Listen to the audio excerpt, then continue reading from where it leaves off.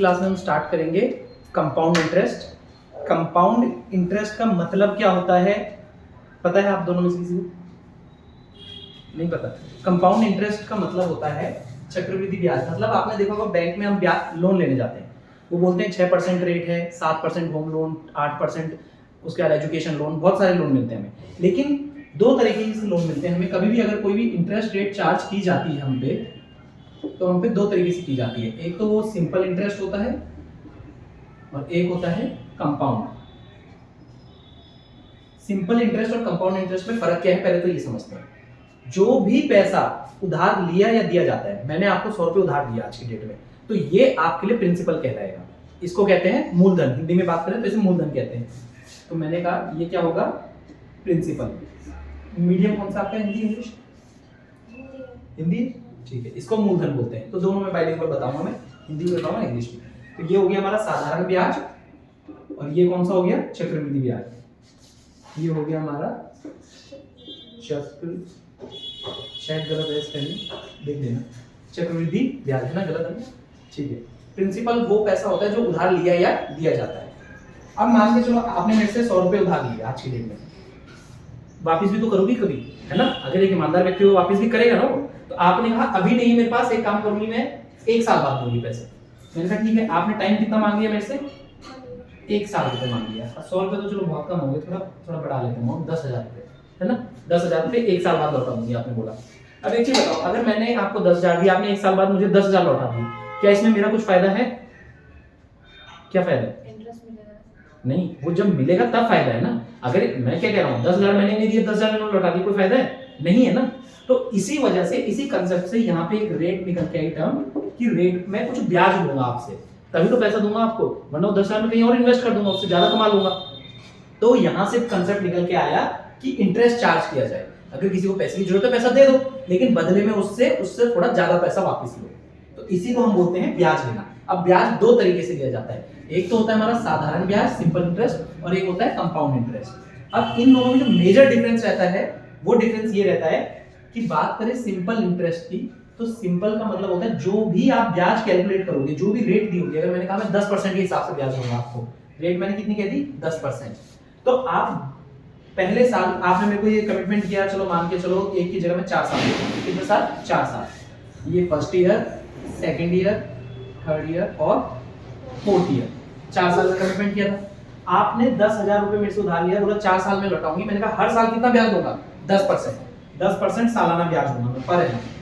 पहले साल आप मुझे कितना ब्याज दोगी? 10,000 पे 10% दोगी, जो कि कितना होता है? 10,000 का मतलब गुना होता है 10%। परसेंट का साइन जब भी हटाते हैं नीचे 100 आता है, ठीक है? प्रतिशत का साइन हटाते हैं तो नीचे 100 का भाग करते हैं, 2 जीरो से 2 जीरो खत्म, कितना आ गया? 1,000।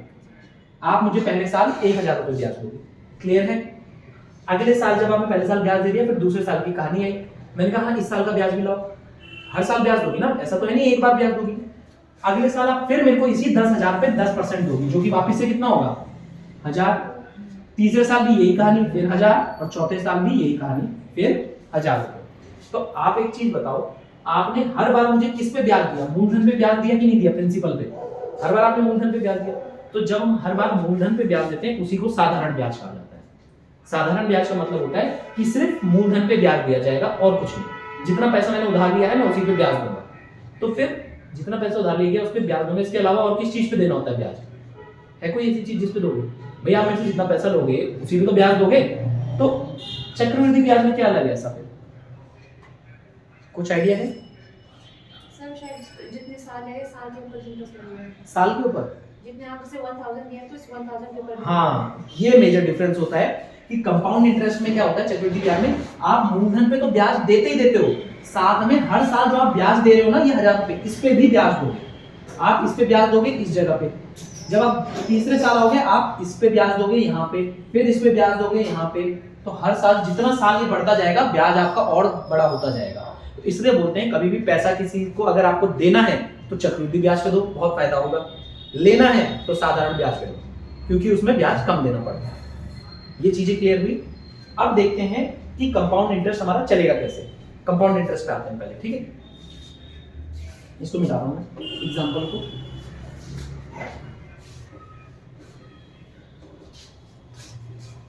अच्छा, अगर बात करूं मैं आपसे पूछूं दोनों से कि पहले साल का साधारण ब्याज और चक्रवृद्धि ब्याज में कुछ अंतर होता भी है कि नहीं होता है। एग्जाम्पल, मैंने कहा प्रिंसिपल आपने मेरे से लिए 20,000 रुपीज, ठीक है। मैंने कहा आपसे रेट में चार्ज करूंगा 10%। मैंने कहा एक साल के लिए पैसा लिया आपने मेरे से, ठीक है, 1 ईयर के लिए। अब मैं कह रहा हूं मेरा ब्याज कितना बनेगा। एक जो आपने अभी तक मेरे हिसाब से जो आपने चक्रवृद्धि ब्याज का फॉर्मूला पढ़ा होगा वो कुछ इस तरीके से है, अमाउंट बराबर P1 प्लस R/100 की पावर n, कुछ ऐसा पढ़ा होगा कंपाउंड इंटरेस्ट के लिए। हम इससे नहीं करेंगे मैथ्स में। अभी तक मैंने जितने चैप्टर पढ़ाए हैं उसमें से किसी में भी फॉर्मूले यूज नहीं किए होंगे, मैंने चीजें आपको सिर्फ समझाई गई हैं। तो हम इस फॉर्मूले से कंपाउंड इंटरेस्ट नहीं पढ़ेंगे, ये बहुत कॉम्प्लिकेटेड हो जाता है। हम किससे करेंगे वो देखते हैं। अब मेरे को एक चीज बताओ, मैंने कितने साल का ब्याज लेना है आपसे? 1 साल। मैंने लिखा फर्स्ट ईयर। सबसे पहले जो भी रेट दी गई होगी ना, आपको पता है पहले साल आप किस पे ब्याज देते हो? प्रिंसिपल पे। तो 20,000 का 10% निकालोगे। 10% निकालने की शॉर्ट ट्रिक क्या होती है कि जितनी डिजिट है उसमें राइट साइड से एक के बाद पॉइंट लगा दिया। कितना आ गया? 2000। तो यहाँ पे कितना आ गया हमारा ब्याज? 2000। तो मैंने कहा फर्स्ट ईयर आपने जो ब्याज दिया है वो कितना हो गया? 2000। बस एक ही साल तो ब्याज देना था आपको, तो आपने कितना ब्याज दिया मुझे? 2000। यही क्वेश्चन खत्म हो जाता है कि अगर क्वेश्चन आता है 20,000 रुपए पे 10% के हिसाब से एक साल का कंपाउंड इंटरेस्ट बता दो चक्रवृद्धि ब्याज, तो उत्तर क्या है? 2000। अगर मैं यही क्वेश्चन पूछ लेता कि एक की जगह मैं टाइम बढ़ा रहा हूं, ठीक है, मैंने कह दिया जी 1 साल नहीं 2 साल के लिए चाहिए मुझे तो ब्याज। मैंने अभी बताया चक्रवृद्धि ब्याज का मतलब क्या होता है? ब्याज, मूलधन पे ब्याज प्लस ब्याज पे ब्याज, ये होता है। अब जब बात करते हैं 2 साल की, ये फर्स्ट ईयर, ये सेकंड ईयर। सबसे पहले आपने क्या किया? इस प्रिंसिपल पे मुझे 10% ब्याज दिया। 20,000 का 10% कितना होता है? 2,000। ठीक है, पहले साल की कहानी खत्म। पहला साल खत्म हुआ, दूसरे साल पे है। अब दूसरे साल आप फिर से पहले मेरे को प्रिंसिपल पे ब्याज दोगे। 20,000 पे 10% दोगे, फिर से कितना आएगा? 2,000 ही आएगा। अगर ये साधारण ब्याज होता तो ये ऐसे चलता जाता 3, 4, 5 और 100 साल तक आप सिर्फ प्रिंसिपल पे ब्याज देते जाते मुझे। लेकिन क्योंकि ये कंपाउंड इंटरेस्ट है, अब दूसरे साल में जब आप पहुंचोगे ना, मैं कहूंगा भाई ये तो मूलधन पे ब्याज दिया है, जो पहले साल का ब्याज है इस पे ब्याज का दिया मुझे, वो भी ब्याज दो मुझे। तो ये जो पहले साल का ब्याज था इस पे भी ब्याज दोगे। कितना दोगे? 10%। तो 2,000 का तुमने 10% निकाला, कितना आया? 200 रुपए। कितना आया? 200 रुपए। अब तुमने देखा 2 साल का ब्याज कितना हो गया मेरा?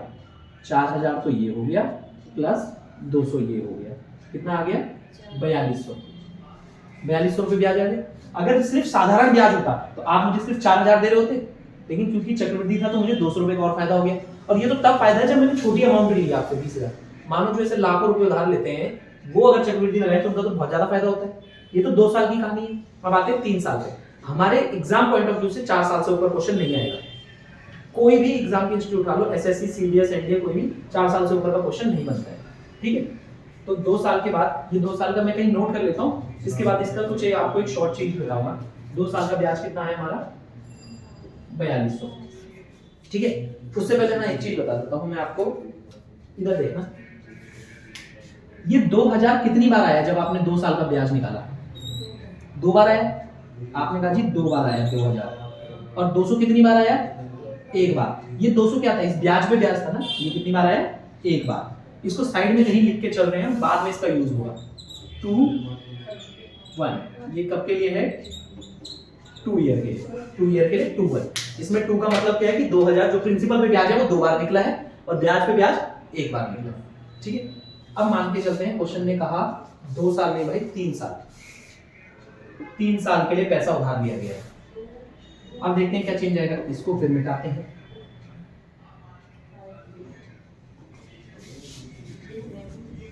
मैंने कहा थर्ड ईयर की और बात करते हैं। थर्ड ईयर की बात करते हैं। सबसे पहले साल आपने ब्याज दिया 20,000 पे 10%, 2,000 दे दिया। दूसरे साल आपने 20,000 पे 10%, 2,000 दे दिया। फिर इस ब्याज पे 10% दिया था 200 रुपए। 2 साल का ब्याज खत्म हो गया आपका। अब उसके बाद मैंने कहा तीसरे साल पे आ जाते हैं। तीसरे साल में सबसे पहले आपसे क्या बोलूंगा कि मुझे मूलधन पे ब्याज चाहिए। 20,000 का 10% कितना? 2,000। अब मूलधन वाली कहानी खत्म हो गई है। अब क्या हुआ, मैं कहूंगा यार तीसरे साल में पहुंच गया, पहले साल के ब्याज पे तो ब्याज दो। आप कहोगे दूसरे साल तो दे दिया मैंने, मैं कहूंगा जितने साल आप ब्याज मांगती रहोगी हर साल आप ब्याज दोगे। ऐसा नहीं कि आपने दूसरे साल में ब्याज दे दिया तो मैं तीसरे साल नहीं मांगूंगा, मैं फिर मांगूंगा। तो इस 2000 पे फिर आप 10% दोगी तो कितना आएगा 200 रुपए। तो पहले साल का ब्याज आपने क्लियर कर दिया।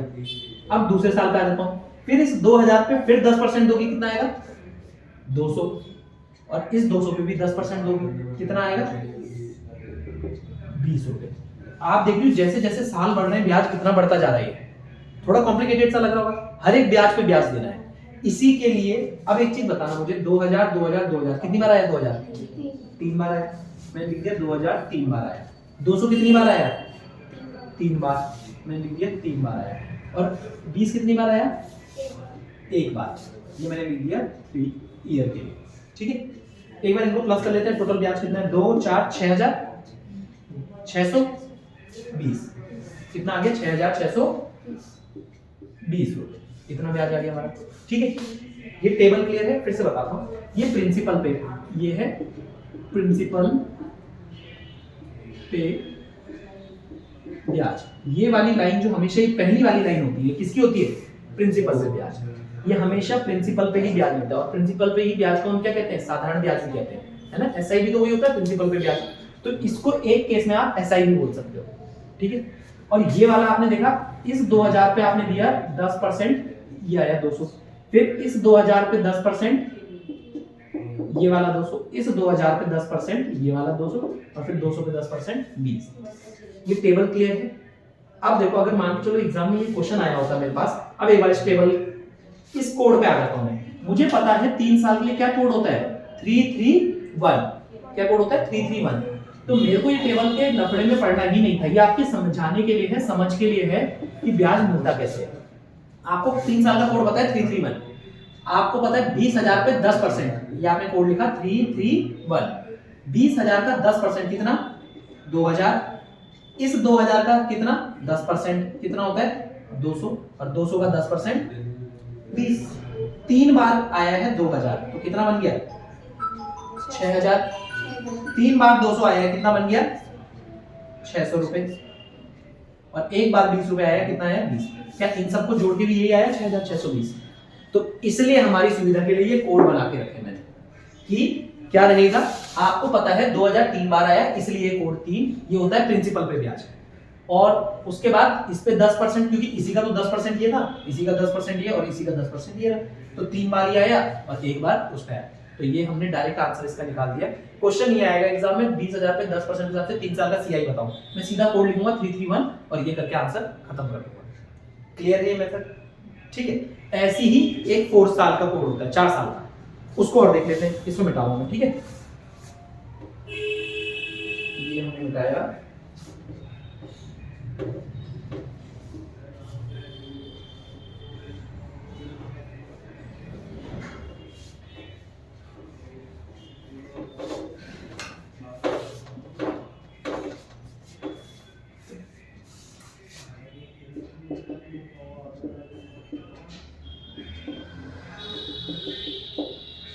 हम देखो 4 साल की कहानी है, फर्स्ट सेकंड थर्ड और फोर्थ। ये वाला अब आप लोग बताते चलना मुझे, ठीक है। 20,000 का 10% पहले साल ब्याज देंगे, कितना आएगा 2000। अभी तक जो मैं ट्रेंड देखता रहा हूं उसके हिसाब से मुझे पता है ये वाली लाइन किसकी है प्रिंसिपल पे ब्याज है। तो चाहे मैं 4 साल बोलूं 8 साल बोलूं हमेशा सेम ही तो आएगा। तो एग्जाम में जब मैं बनाऊंगा तो मुझे ये बिना सोचे समझे ये लिख देना है,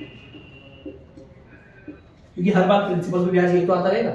अब जब मैं दूसरे साल पे पहुंचा तो मैं कहूंगा भाई पहले साल का ब्याज नहीं दिया तुमने, तुम कहोगे ठीक है ले लो 20,000, 2000 का 10% ब्याज दोगे तुम मुझे, कितना दोगे 200 रुपए। क्लियर है। जब मैं तीसरे साल में आया इस 2000 पे 10% दोगे, कितना 200। फिर इस 2000 पे सेकंड ईयर पे कितना 200, और इस 200 पे 10% 20। ये तो 3 साल का हमारा कोड था ही ना 331। अब 4 साल पे आते हैं। 4 साल में क्या था, पहले तुमने फर्स्ट ईयर पे दिया 2000 का 10% कितना 200, फिर इसका 10% 200, इसका 10% 20। सेकंड ईयर क्लियर हो गया हमारा। कुछ डाउट है पूछ लो, क्लियर है ना।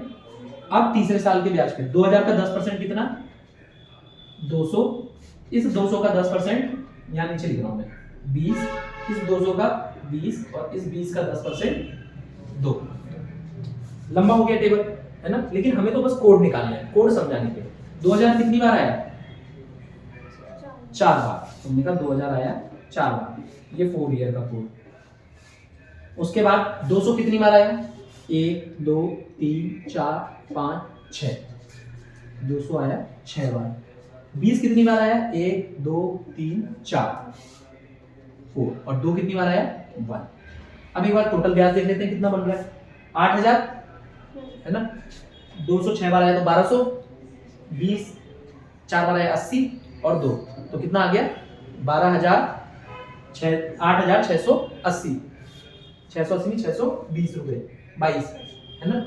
ये देखो 2000 कितनी बार आया? 4 बार।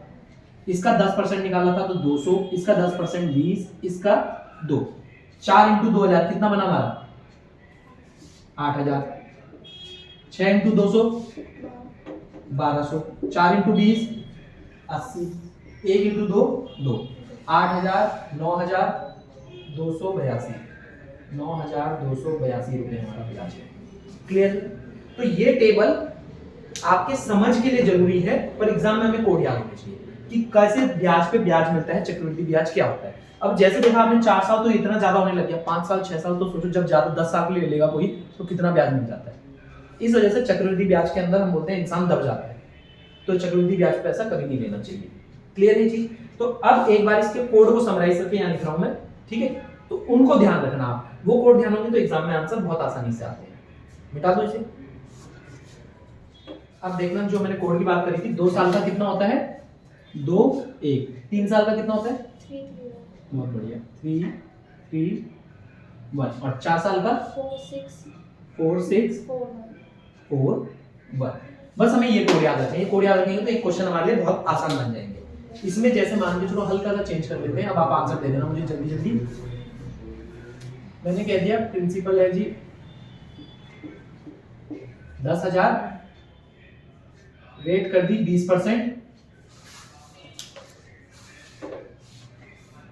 टाइम आपको मैंने तीनों बोल दिया, 2 3 और 4, एक बार चारों बता दो। ईयर मतलब 2 साल का बता दो, 3 का बता दो और 4 का बता दो। डायरेक्ट जैसे आप ये कोड लिख रहे हैं तो उसमें डायरेक्ट कोड में कैसे लिखेंगे, उसको ना बना के टेबल को। अच्छा, ना बना के ना, हम वही तो बता रहा हूँ। अब देखो चलो, जैसे इसके आंसर देना मुझे, क्वेश्चन था 10,000 पे 20% के हिसाब के 20% के रेट है और ये सारे साल का ब्याज बता दो। मैंने कहा पहले 2 साल का देखते हैं, 2 साल का कोड क्या होता है? 2 1। तो मैंने कहा 10,000 का 20%, कोड लगाया आपने 2 1। 10,000 का 20% कितना होता है? 2000, लिखा 2000। अब 2000 का फिर 20% कितना होता है? हाँ 400। 10% हो गया 200, उसका दुगना 400। बस 2 इंटू 2000 कितना आ गया? 4000। 1 इंटू 400 400, तो ब्याज कितना आ गया? 4400। खत्म क्वेश्चन। 3 साल का पूछा था। अब मुझे पता है 10,000 का 20% कितना हो गया, तुम्हारा आंसर आएगा 2000। यही तो होगा 2000। अब 2000 का फिर 10% निकाला तो 20% निकाला तो 400, और 400 का फिर 20% निकाला तो 40 तो हो गया। 10% 20% पूछ रहा हूं मैं तो, 20 40 80 हो गया ना। 10% 40 हो गया तो 10 का दुगना 20, तो 40 का दुगना 80, तुमने कहा 80। तो 3 बार 2000 है, कितना आ जाएगा? 6000। 3 बार 400 तो 1200 प्लस 1 बार 80, कितना आ गया ये? 7280 रुपए ब्याज। क्लियर है? अब 4 साल का और देख लेते हैं एक बार जल्दी से। 4 साल में भी सारी चीजें सेम है। 2480, और इसका और बता दो जल्दी से 20% मुझे। 80 का 20%, हाँ 80 का 20% 16, क्योंकि 10% तो कितना होता है? 8, 20% उसका डबल तो 16। क्लियर है ये चीज? इन सबको ऐड कर दिया, कितना ऐड करके? 4 बार 2000 है तो मल्टीप्लाई होगा, ये मल्टीप्लाई होगा, ये भी मल्टीप्लाई होगा, ये भी। 4 इंटू 2 8000, ये कितना बन गया हमारा? 8000 प्लस 6 इंटू 400 2400, 4 इंटू 80 320, और 1 इंटू 16 प्लस का 16, तो 8000 10,400 10,400 में 10,790 और ये कितना बन गया 11,600 रुपये इतना बनेगा, है ना? इतना ही बनेगा। इन सबको ऐड कर देना, वो आपका सीआई होगा 4 साल का। क्लियर है? तो अब से मुझसे कभी भी बोले कोई भी अमाउंट लेके 2, 3, 4 साल का सीआई बताओ, ज्यादा आसानी होगी पहले वो 1 बराबर P1 प्लस R से, है ना? उससे आसान तरीका है। अब कहाँ पे टाइप चेंज होती है उस टाइप पे आते हैं, है ना? अब ये कोड पता है कब लगेगा, इसकी एक जो डिमेरिट है वो क्या है वो समझ लीजिए। ये तो जब मैंने कहा ब्याज दर 20% है, आपने कहा भाई हाँ इस कोड में एक जो इंपॉर्टेंट बात बतानी थी वो बता देता हूँ पहले। इस कोड की इंपॉर्टेंट बात ये है, कोड में ये जो पहला वाला लाइन होती है 2, 3, 4 जो लिखा है इसको भूल जाओ। 2, 3 और ये 4, ये हमेशा किस पे ब्याज होता है? ये 2, 3, 4 ये किस पे ब्याज निकाला होगा? प्रिंसिपल पे। ये याद रखना बस, ये आएगा हमेशा प्रिंसिपल पे कि 10,000 का 20%, तो सबसे पहले यहाँ 2,000 ही तब लिखा है मैंने, उसके बाद इसका 10%, 10%, 10% आगे निकाल देंगे। लेकिन अगर क्वेश्चन मुझे ये कह देता है, क्वेश्चन ने हल्का सा चेंज कर दिया, उसने बोल दिया, क्वेश्चन ने मुझे बोल दिया कि भाई टाइम तो है 3 साल, कोई दिक्कत नहीं, टाइम 3 साल है, सब कुछ है, पर पहले साल जो रेट लूंगा वो लूंगा, मान के चलो क्वेश्चन ने बोल दिया पहले साल जो रेट लूंगा 10% ब्याज लूंगा, दूसरे साल लूंगा सेकंड ईयर लूंगा 20% और थर्ड ईयर लूंगा 25%। कितने लूंगा? 25%। अब मुझे सीआई बता दो। अब एक चीज बताओ, हर साल ब्याज की रेट अलग अलग हो रही ना, तो तब ये कोड अप्लाई नहीं होता। ये कब अप्लाई होगा? जब ब्याज की दर एक दी हो कि यही 3 साल के लिए है, यही 2 साल के लिए है, यही 1.5 साल, 4 साल, कुछ भी बोले। क्लियर है? अब उसमें एक चीज आ जाती है, इस वाले टाइप पे भी पहुंचेंगे हम, लेकिन इसी में पहले एक और चीज पे आ जाता हूँ। ये तो तब है जब क्वेश्चन मुझे बोले, इसको मिटा रहा हूँ एक बार के लिए, ठीक? टाइम मैंने आपको कह दिया 1.5 साल है। कितना साल है? 1.5 साल। अब कैसे कोड लगेगा, है ना? अब तो अगर हम वो फॉर्मूले में जाएंगे P1 + R/100 पावर n 1.5, वो तो ज्यादा कॉम्प्लिकेटेड बनता ही है, तो इसको देखेंगे इसको कैसे बनाएंगे। आपको एक चीज तो पता है। अब मुझे एक चीज बताना, अगर मैं कह रहा हूँ मुझे 1.5 साल में पैसा दो, 1.5 साल बाद में आपसे पैसा लूंगा, पहला साल तो पूरा खत्म होगा, है ना? दूसरा साल जब स्टार्ट हो जाएगा उसके आधे में पैसा मांगने लग जाऊंगा ना मैं। अगर किसी को 1.5 साल का टाइम दूंगा तो पहले साल तो पूरा खत्म होगा, वेट करूंगा और हाँ भाई 1 साल हो गया पैसा दे दो। दूसरे साल जैसी आधा, दूसरे में एंटर तो कर जाओगे आप, तो ये चीज आपको समझ। मैंने कहा 2 साल का अगर मैं टेबल बनाऊं, फर्स्ट ईयर और सेकंड ईयर, पहले साल 10,000 पे 10%, कितना ब्याज हुआ? 1,000। और आपको एक चीज याद हो जानी चाहिए करते करते कि 1,000 लिखा तो अब हर बार ये 1,000 ही आने वाला है, इसलिए इसको निकालने की जरूरत नहीं है। दूसरे साल उसने क्या बोला है? रेट, इस ब्याज पे ब्याज लगेगा। 1,000 का 10% कितना? 100। ये हो गया 2 साल का सीआई। हो गया कि नहीं हो गया? कोई डाउट नहीं। अब मैंने कहा मुझे 1.5 साल का कंपाउंड इंटरेस्ट चाहिए। आप कहोगे 1 साल का तो ये रहा और दूसरे साल का ये रहा। मैंने कहा भाई दूसरे साल का पूरा नहीं चाहिए, आधा चाहिए, आधा। कितना चाहिए? आधा। आपको क्या करना है? कुछ नहीं करना है, इसका आधा कर देना है। तो ये कितना आ गया? 500, ये 50। तो 1.5 साल का सीआई कितना बन गया? 1000, 1550। 1550 इसका क्या है? सीआई है। क्लियर है ये चीज? 1.5 साल का पूछा था, इसलिए मैंने दूसरे साल का निकाल के उसको आधा कर दिया। कोई डाउट नहीं है? इसी क्वेश्चन में थोड़ा सा आगे बढ़ जाता हूं। 2.5 साल का सीआई पूछ रहा हूं मैं आपसे। 2.5 साल का सीआई बताओ।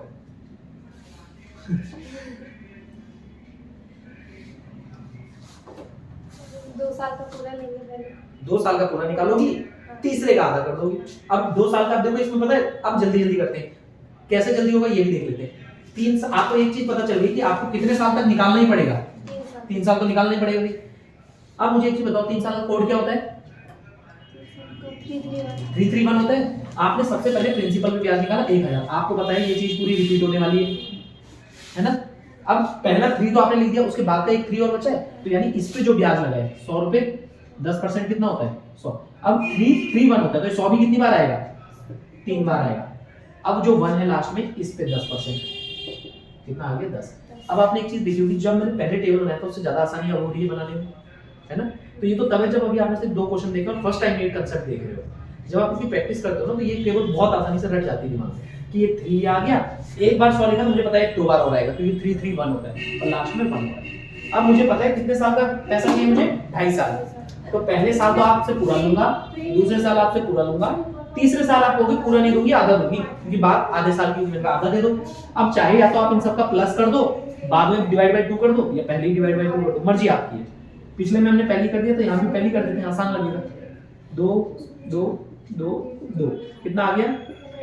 500 50 50 5, तो कितना आ गया? 2000 2500 2600 5, 2605 रुपए। आपसे मैं ब्याज लूंगा 2605 रुपए। तो क्या ये इस टाइप के क्वेश्चनों में क्लियर है, जहाँ 2.5 साल 1.5 साल 2 साल ऐसा बोले, है ना? अब मुझे अब आपके मन में कहीं डाउट आए कि भाई वो 4.5 साल बोल दे, कभी नहीं बोलेगा। 4 साल से ऊपर का टेबल कभी बनवाएगा ही नहीं। कोई भी ये नहीं कहना मेरे बुक के थ्रू, घर पे कोई बुक पढ़ी उसमें क्वेश्चन भी एक मेरे को लाके दिखा देना कि ऐसा कोई क्वेश्चन भी हो, ऐसे बनाते ही नहीं। क्लियर? तो हमने ये भी सीख लिया। अब दिक्कत एक कहाँ आ सकती है बच्चों को? दिक्कत वहां आ सकती है जहां मैं बोल दूं कि ब्याज मुझे 2.5 साल का नहीं चाहिए। इसमें भी थोड़ी सी चीज चेंज होगी, मैं बोल दूं 2 साल और 3 महीने का ब्याज चाहिए। जब 6 महीने बोलता तब तो आधा कर दिया था ना, आधा साल मतलब आधा कर देंगे। अब 3 महीने में क्या करेंगे? अच्छा 6 का भी आधा कर देंगे। हाँ चलो आप ऐसे भी बता सकते हो कि उसका भी आधा कर दिया। इसको बदल के थोड़ा 4 महीने कर लेता हूँ, अब थोड़ा नहीं बता पाओगे, है ना? अब दिक्कत आएगी। तो इसके लिए क्या तरीका है ये देख लेते हैं। तो रेट मान के चलो जैसे मुझे दे दी गई है 12%, ठीक है? इसको भी मिटा के पहले छोटे से समझ लेते हैं। 1 साल 4 महीने। अब इसको मिटा देता हूँ इस टेबल में, है ना?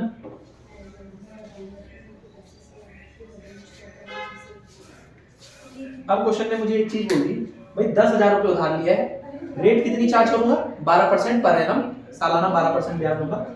और कितने साल बाद पैसा लूंगा? 1 साल 4 महीने बाद, ठीक है? अब मुझे एक चीज बताओ, उसने कहा है वो 1 साल 4 महीने बाद लेगा, यानी 1 साल तो पहले पूरा आएगा, तो ठीक है कोई नहीं, फर्स्ट ईयर पूरा आएगा और सेकंड निकालना तो पड़ेगा ही, क्योंकि फर्स्ट ईयर के बाद एंटर हो चुका है। पहले साल 10,000 का 12% कितना? 1200 बहुत हो गया, 1200। अब जैसे ही हम 1200 लेगा, मुझे पता है 2 साल का कोड 21 होता है, तो 1200 तो आने वाला है। अब इस 1200 का 12% 120, वो तो 10% हुआ ना,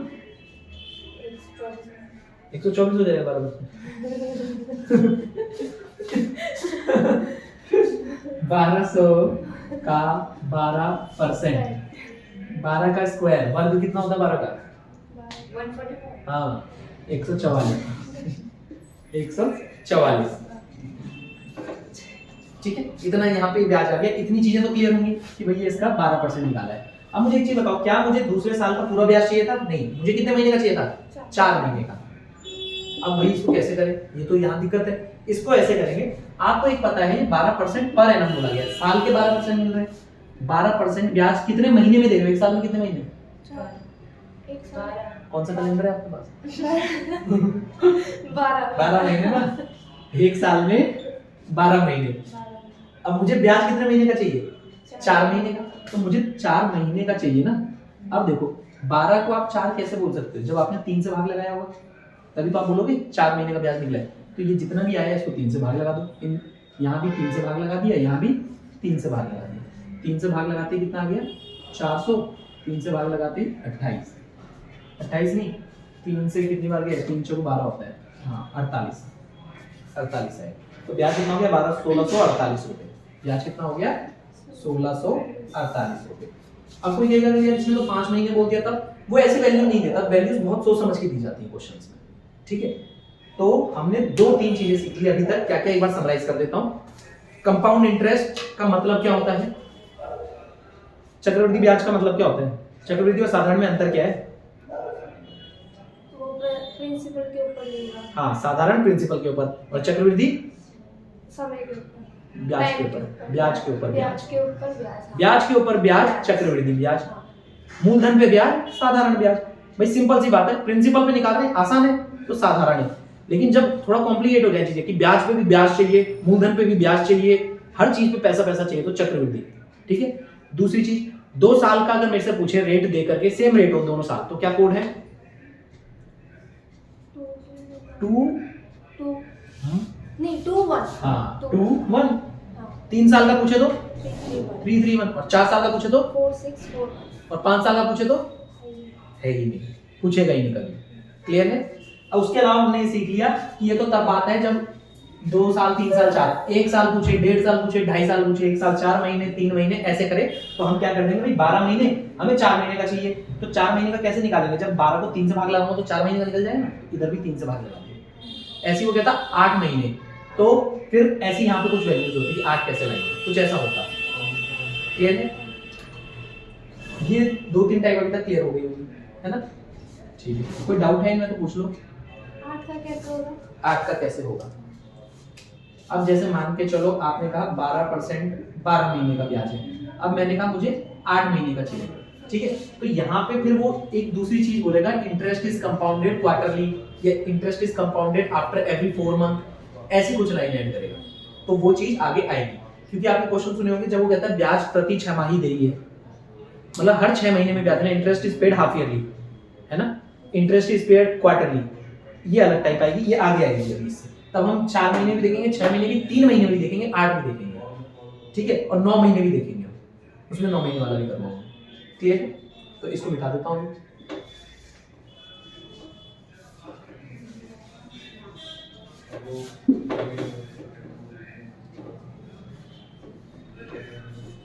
ओवर तो नहीं हो रहा ना? ठीक है, ओवर होने लगे तो बताना कि मैक्स लिमिट पहुंच गई हमारी।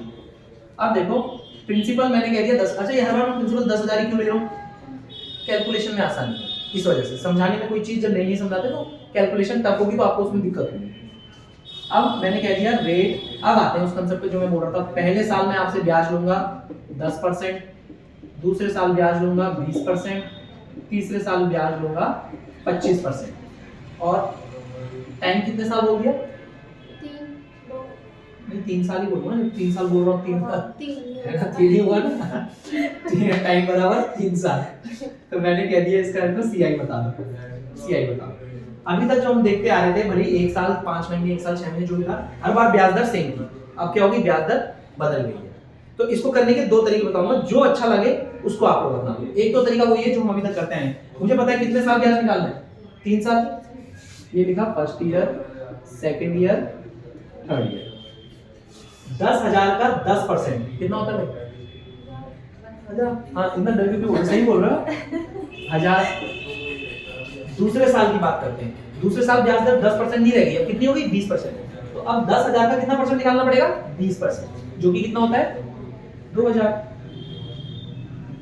और इस 1000 का भी कितना परसेंट निकलेगा? 20%, क्योंकि ब्याज पे ब्याज लगता है। 1000 का 20% कितना होता है? हाँ बिल्कुल सही, 200। अब आपने 2 साल का ब्याज खत्म कर दिया, तीसरे साल पे आ जाते हैं। तीसरा साल कहता है 1000 का 10,000 का 25%, कितना होता है? बिल्कुल सही, थोड़ा कॉन्फिडेंस रखो आवाज में, 2500।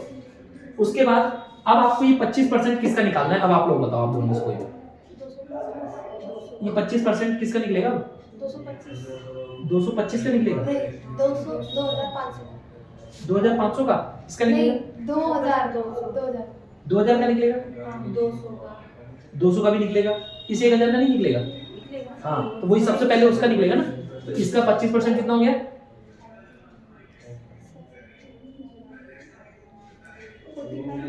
हाँ नहीं बोलो, पता है कैसे निकाला करो, जल्दी निकालना है, अगर बिना पेन उठाए आप चाहते हो आप आंसर दो, ऐसे क्या करो, 10% आपको साफ साफ पता है 100 होता है, 20% कितना हो गया? 200, ठीक है?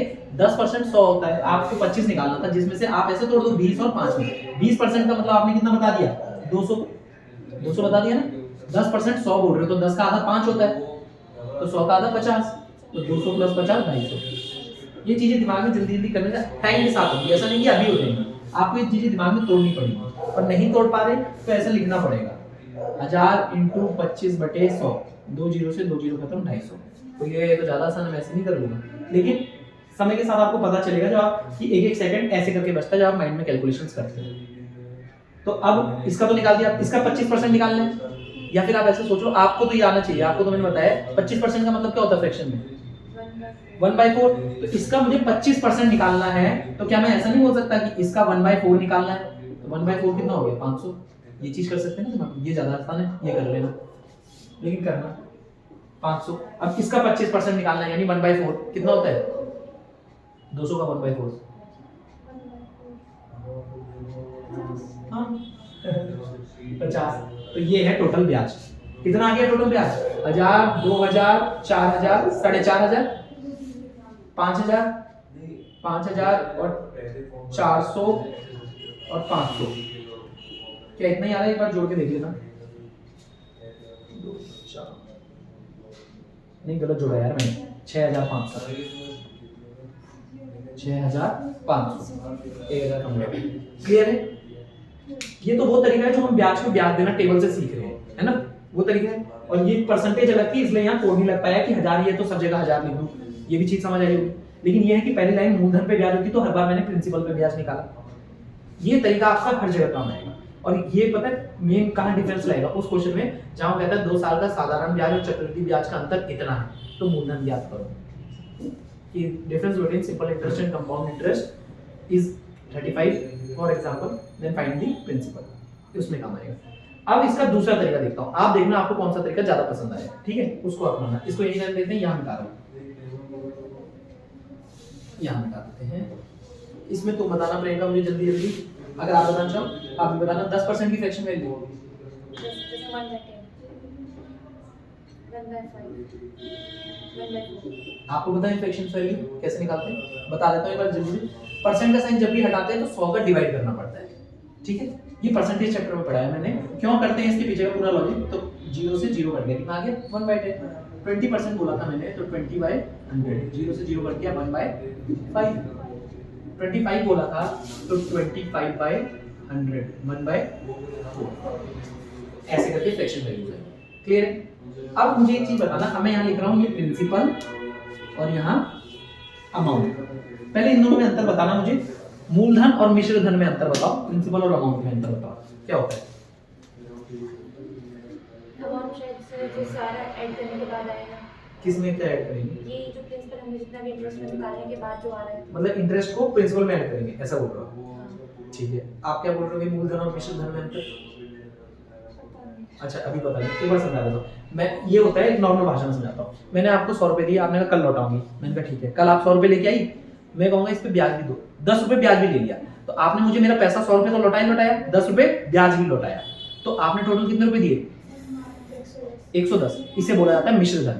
तो मिश्र धन का मतलब होता है, यानी अमाउंट का मतलब बिल्कुल सही कह रहे थे प्रियंका, कि प्रिंसिपल में जब इंटरेस्ट जुड़ जाता है, भले इंटरेस्ट सिंपल हो कंपाउंड हो फर्क नहीं पड़ता, उसे बोला जाता है मिश्र धन। तो मूलधन में जब ब्याज जोड़ता है उसे मिश्र धन बोला जाता है, ठीक है? तो मैंने यहाँ लिख दिया प्रिंसिपल और यहाँ अमाउंट, मूलधन और मिश्र धन। अब देखो मेरे हिसाब से अगर मैं किसी को 10 रुपए दे रहा हूँ, वो 1 रुपया उस पर ब्याज दे रहा है, तो कितने रुपए लौटाएगा? हाँ भाई मैंने 10 रुपए दिए, 1 रुपया ब्याज दिया उसने, तो कितने रुपए लौटाए? 11। थोड़ा सा इसको ना इधर लिख लेता हूँ, इसको मिटा देता हूँ, ये तो नोट में क्या होगा।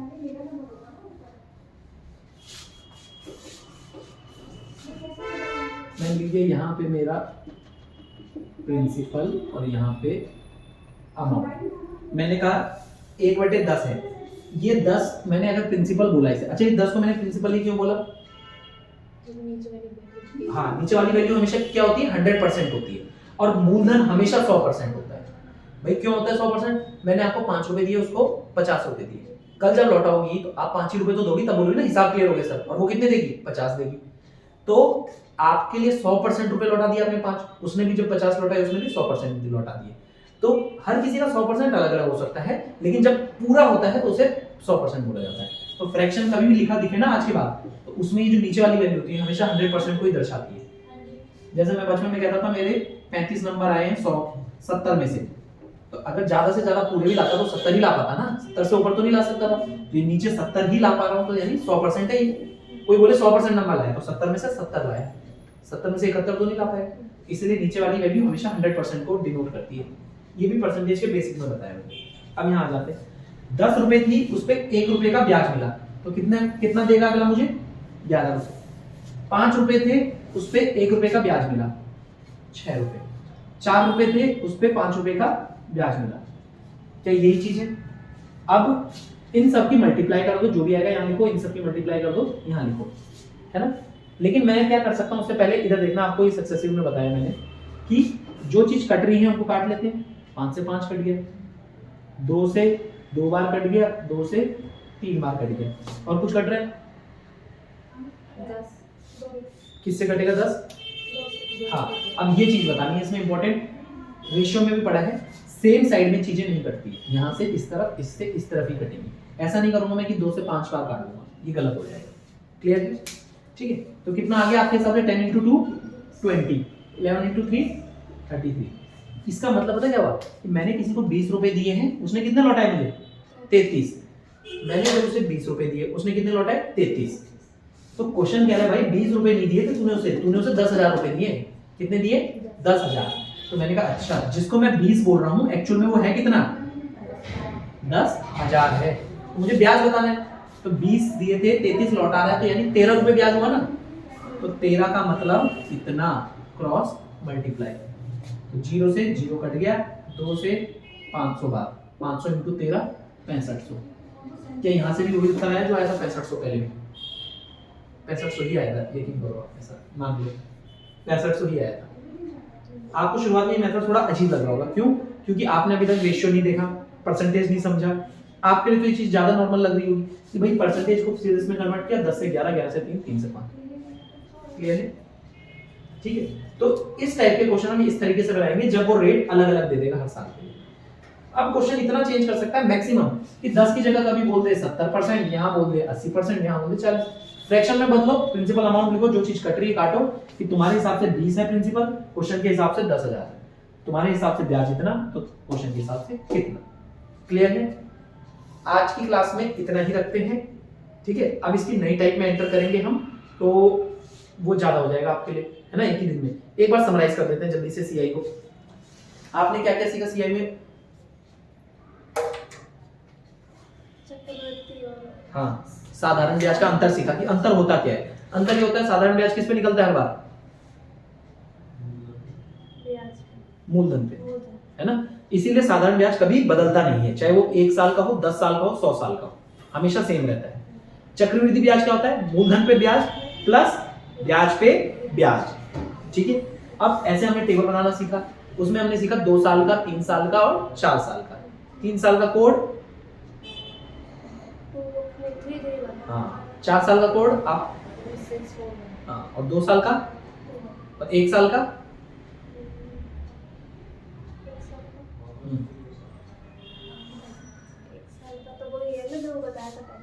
अच्छा चलो इसी में पूछ रहा हूं मैं, ये लो प्रिंसिपल है 10,000, रेट है 10%, मुझे 1 साल का सीआई बता दो जल्दी। हाँ, तो यानी कुछ नहीं है भाई, 1 साल का सीआई और एसआई दोनों सेम ही होता है। कई बार क्वेश्चन आता है 1 साल के सीआई और एसआई में कितने का अंतर आता है, कभी अंतर ही नहीं आता। क्यों? क्योंकि मूलधन पे ब्याज को आप एसआई बोलते हो, अब सीआई निकाल रहे हो तो मूलधन पे ब्याज दिया 10%, 1 साल खत्म हो गया ना, ब्याज पे ब्याज लगाओगे कहां से? तो अगले साल लगाओगे ना, मैं तो 1 ही साल बोला था, इसलिए 1 साल का सीआई एसआई हमेशा सेम रहता है, ठीक है। अब इसमें जो लास्ट चीज हमने ये सीखी कि हर साल अगर ब्याज की दर बदल जाए, 10% हो, कभी 20% हो, कभी 40 हो, वो भी हमने सीख लिया। उसके बाद हमने एक ये और चीज सीखी थी, 1 साल 6 महीने, 1 साल 3 महीने, इनका ब्याज कैसे निकालें, ठीक है। अब जो ये 3 साल का टेबल है, जैसे 1 2 3 1 2 ऐसा कुछ बनता है, देखो 3 3 1, ये अगर ऐसे टेबल में कभी भी आपसे पूछा जाए कि मुझे एसआई बता दो, तो इस टेबल में एसआई बता सकते हो आप? कौन सा एसआई?